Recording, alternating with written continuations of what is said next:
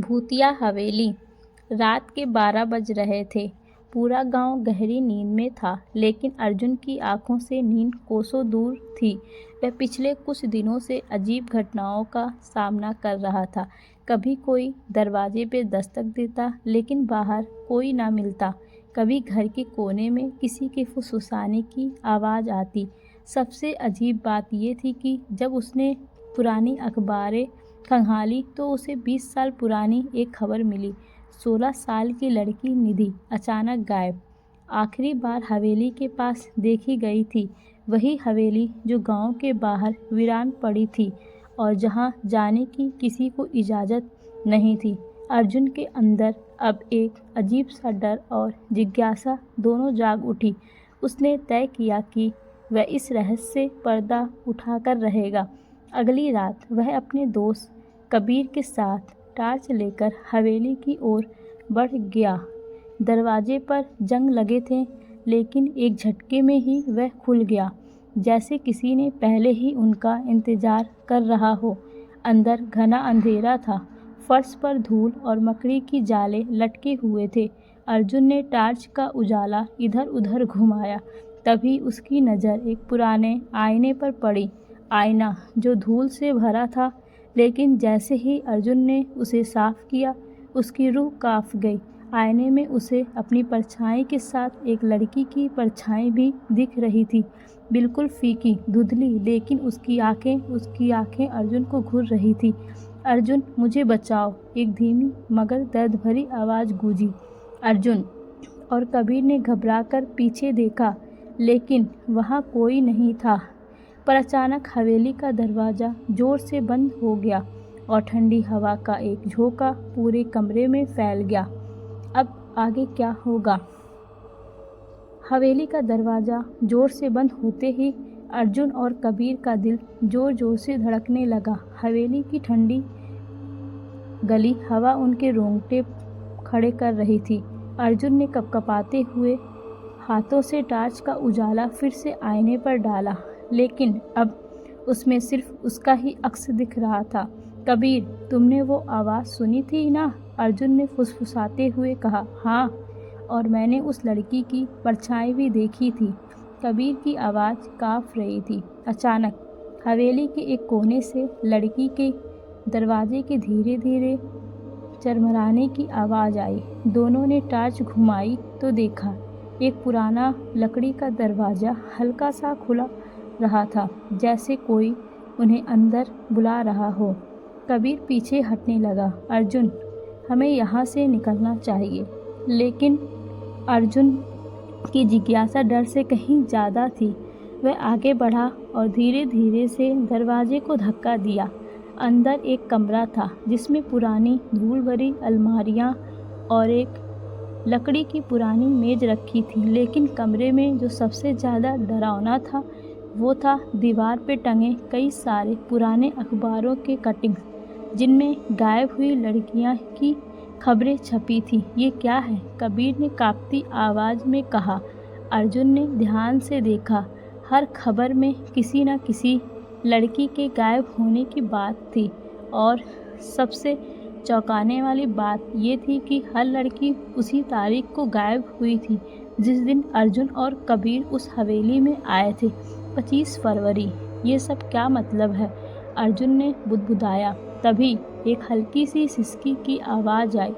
दोनों ने चौंक कर टार्च घुमाई। कमरे में एक कोने में एक पुरानी लकड़ी की अलमारी रखी थी, और उसी में से आवाज़ आ रही थी, कोई अंदर है। अर्जुन ने हिम्मत जुटाकर अलमारी का दरवाज़ा खोला। अंदर एक सफ़ेद लिबास पहनी हुई लड़की बैठी थी, जिसकी आंखें डर और गम से भरी थी। वह एकदम जर्जर हालत में थी, जैसे सालों से किसी ने उसे नहीं देखा हो। कौन हो तुम? कबीर ने कांपते हुए पूछा। लड़की ने धीरे से सिर उठाया। उसकी आंखें अर्जुन से मिली और उसने धीमी आवाज़ में कहा, मेरा नाम निधि है। मुझे इस हवेली से बाहर निकालो, वरना तुम दोनों भी कभी वापस नहीं जा पाओगे। अर्जुन और कबीर की सांसें अटक गई। क्या वह लड़की थी जो 20 साल पहले गायब हुई थी? अगर हाँ, तो वह अभी तक जिंदा कैसे थी? और इस हवेली में आखिर कौन सा भयानक राज छुपा था। अर्जुन और कबीर को अपनी आंखों पर यकीन नहीं हो रहा था। निधि, वही लड़की जो 20 साल पहले गायब हो गई थी, अचानक उनके सामने बैठी थी, लेकिन वह बिल्कुल भी नहीं बदली थी। ना उसकी उम्र बढ़ी थी, ना ही उसकी शक्ल में कोई बदलाव आया था। ये कैसे मुमकिन है? कबीर ने घबराते हुए कहा। निधि की आंखों में दर्द था। उसने कांपती आवाज़ में कहा, तुम दोनों को यहाँ नहीं आना चाहिए था। अब ये हवेली तुम्हें भी नहीं छोड़ेगी। अर्जुन को कुछ समझ नहीं आ रहा था। तुम्हें क्या हुआ है निधि? तुमने इतने सालों तक खुद को छुपाया कैसे? निधि ने हल्के से सिर झुका लिया और धीरे से बोली, मैंने खुद को नहीं छुपाया, मुझे इस हवेली ने कैद कर लिया है। तभी कमरे में एक अजीब सी ससराहट गूंजने लगी। हवेली की दीवारों से धीमी धीमी फुसफुसाहटें सुनाई देने लगी। ऐसा लग रहा था जैसे कोई साए उनके चारों तरफ घूम रहे हों। कबीर ने अर्जुन का हाथ पकड़ लिया। भाई, हमें यहाँ से निकलना चाहिए, जगह ठीक नहीं है। लेकिन अर्जुन ने निधि की ओर देखा। अगर हम चले गए तो ये यहीं फंसी रह जाएगी। मैं अब और नहीं बच सकती, निधि ने धीमी आवाज़ में कहा। इस हवेली की आत्मा मुझे जाने नहीं देगी। आत्मा? अर्जुन और कबीर एक साथ बोल पड़े। निधि ने कांपते हुए बताया, यह हवेली एक अभिशाप से जकड़ी हुई है। कई साल पहले इस जगह पर एक तांत्रिक काले जादू का प्रयोग करता था। वह जवान लड़कियों की आत्माओं को कैद करके अमृत पाने की कोशिश कर रहा था। लेकिन जब गांव वालों को इसका पता चला तो उन्होंने उसे जिंदा जला दिया। मरते वक्त उसने श्राप दिया कि जो भी इस हवेली में आएगा वह इसकी कैद से कभी बाहर नहीं निकल पाएगा। कबीर की सांसें तेज हो गई। मतलब यह हम भी यहाँ फंस जाएंगे? हाँ, निधि ने रोते हुए कहा, जैसे मैं फंस गई थी। तभी अचानक हवेली के दरवाजे जोर जोर से धड़धड़ाने लगे। हवा एक अजीब सी गूंज के साथ तेज हो गई। चारों तरफ सफ़ेद धुआं उठने लगा और एक डरावनी परछाई कमरे के कोने में बनने लगी। तुम भाग नहीं सकते। वह परछाई अब धीरे धीरे एक शक्ल में बदल रही थी। लाल चमकती आंखें, लंबा काला शरीर और एक भयानक मुस्कान। ये वही तांत्रिक है। निधि चीख पड़ी, भागो अर्जुन! लेकिन भागने के लिए अब बचा ही क्या था। हवेली का दरवाज़ा खुद ब खुद बंद हो गया। खिड़कियों से काले धुएं ही लपटें उठने लगी। अर्जुन और कबीर को महसूस हो रहा था कि कोई अनदेखी ताकत उन्हें अंदर खींच रही है। अर्जुन ने जल्दी से निधि का हाथ पकड़ा। तुम यहाँ से बाहर निकलना चाहती हो? हाँ, निधि रोते हुए बोली। तो हमें उस तांत्रिक की आत्मा को खत्म करना होगा। अर्जुन ने ठान लिया था। अब भागना कोई हल नहीं था। लेकिन क्या तीनों उस आत्मा से बचकर निकल पाएंगे? ये भी इस हवेली का हिस्सा बन जाएंगे। हवेली के अंदर घना अंधेरा छा गया था। तांत्रिक की भयानक परछाई अब पूरी तरह आकार ले चुकी थी। उसकी लाल आंखें अंगारे की तरह जल रही थी और उसकी गूंजती हुई आवाज़ ने हवेली की दीवारों को हिला दिया।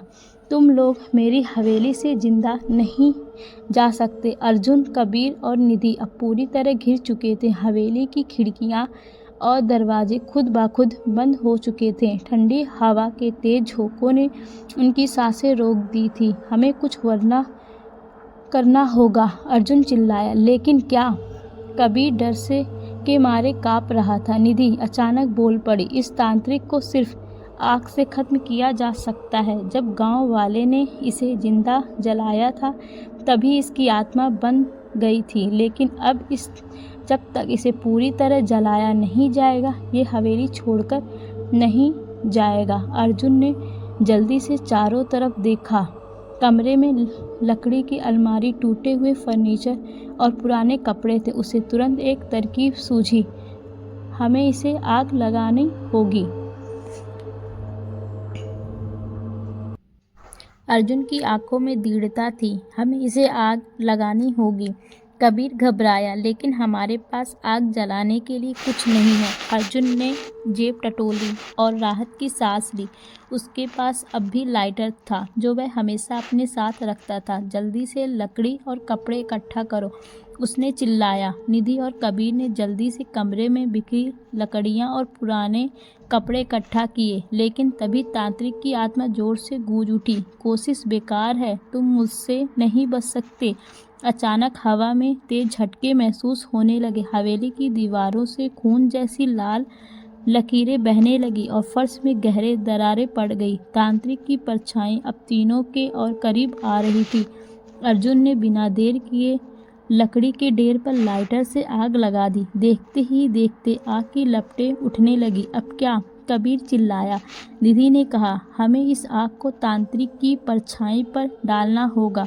अर्जुन ने पास पड़ी एक पुरानी चादर उठाई, उसे जलती हुई लकड़ी से सुलगा दिया और पूरी ताकत से तांत्रिक की ओर उछाल दिया। आह आह आह! तांत्रिक की आत्मा दर्द से चीख उठी। उसकी लाल आंखें तेजी से काली पड़ने लगी। पूरा कमरा हिलने लगा, जैसे हवेली खुद हिल रही हो।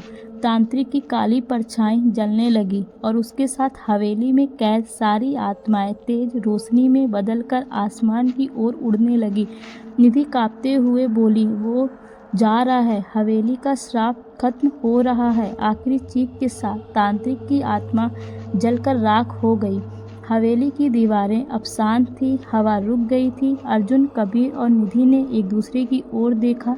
वे जिंदा थे। हवेली का दरवाज़ा खुद ब खुद खुल गया। हम बच गए, कबीर खुशी से चिल्लाया। तीनों तेजी से बाहर भागे। जैसे ही हवेली से निकले, पूरा मकान धीरे धीरे जमीन में धंसने लगा। हवेली जो सदियों से खड़ी थी, अब हमेशा के लिए खत्म हो रही थी। निधि की आंखों में आंसू थे, लेकिन यह खुशी के आंसू थे। अब मैं आज़ाद हूँ, वह हल्की मुस्कान के साथ बोली। अर्जुन और कबीर ने चैन की सांस ली। वे जानते थे कि उन्होंने न सिर्फ खुद को बल्कि निधि को भी एक अभिशाप से मुक्त कर दिया था। अगले दिन गांव में जब लोगों ने हवेली के नष्ट होने की खबर सुनी, तो कोई भी अपनी आंखों पर यकीन नहीं कर सका। जो हवेली दशकों से खड़ी थी, वह अचानक मिट्टी में समा गई थी। निधि अब पूरी तरह सामान थी। वह गांव में अपने परिवार से मिली, जो उसे मरा हुआ मान चुके थे। उसके माता पिता उसे देख रो पड़े। अर्जुन और कबीर ने एक दूसरे की ओर देखा। उन्होंने एक ऐसा रहस्य सुलझाया था जो सालों से छुपा हुआ था। भाई, अब कोई भूतिया जगह मत खोजना, कबीर हंसते हुए बोला। अर्जुन मुस्कुराया। अब तो असली रोमांच शुरू हुआ है और तीनों एक नई जिंदगी की ओर बढ़ गए। लेकिन क्या वास्तव में तांत्रिक की आत्मा खत्म हो गई थी, या कोई और नया रहस्य उनका इंतजार कर रहा था?